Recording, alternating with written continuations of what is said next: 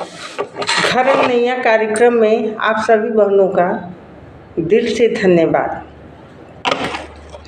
लोग कह रहे हैं कि पुरुष आयोग बनाइए, पुरुष आयोग बनाइए, महिला आयोग बना हुआ है। तो देखिए, जब कानून बना हुआ है तो न महिला आयोग की आवश्यकता है और न पुरुष आयोग की आवश्यकता है। आवश्यकता सिर्फ अपने ईमान और धर्म की है।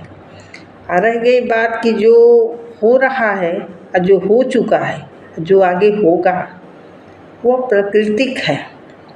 ऐसा नहीं है कि आज जो नई बात है, स्त्रियां पति को मार रही हैं, ये हमारे धरती पे हो चुका है।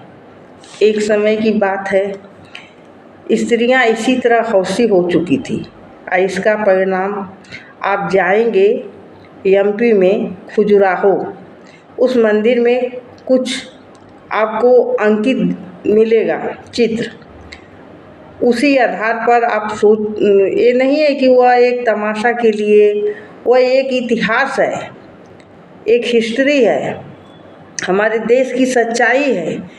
स्त्रियां कहाँ तक जा सकती हैं, उनको यदि आज़ाद छोड़ दिया जाए तो वो किस हद तक जा सकती हैं, ये अभी हमारा भारत देश या विश्व इस समय सोच नहीं सकता है। ये जो हो रहा है हमारे इतिहास में हो चुका है।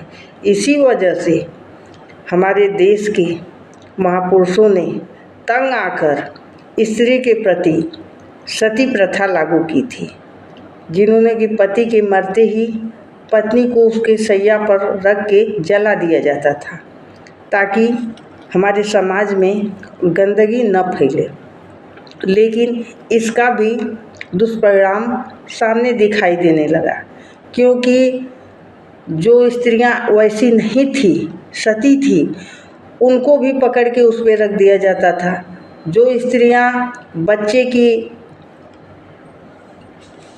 के लिए थी, जैसे पिता चला गया, माँ है पालन पोषण के लिए, उनको भी उठा के उस पे रख दिया जाता था। तो ये जहाँ तक अन्याय हो रहा था, इस अन्याय को रोकने के लिए सती प्रथा ख़त्म कर दिया गया। सती प्रथा इसीलिए लागू किया गया था ताकि कोई अपने पति को मार न सके। ये पहले हो चुका है हमारे धरती पे, ये आज नई बात नहीं है।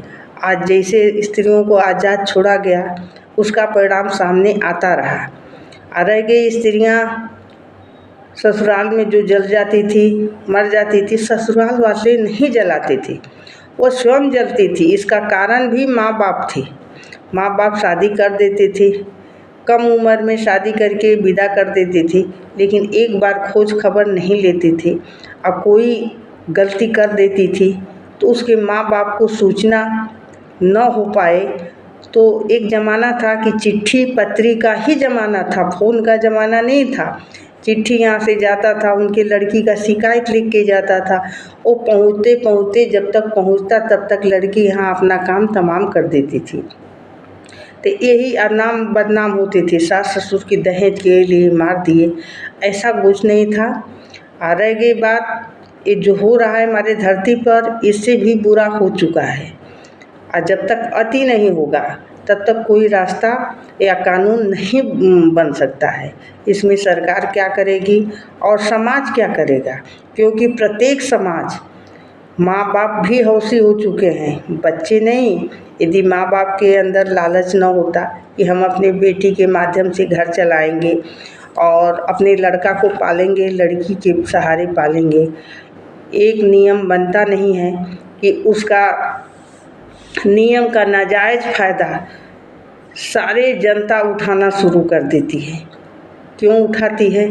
तो जहाँ तक हो, जनता ही गलत है, सरकार गलत नहीं है। जय हिंद।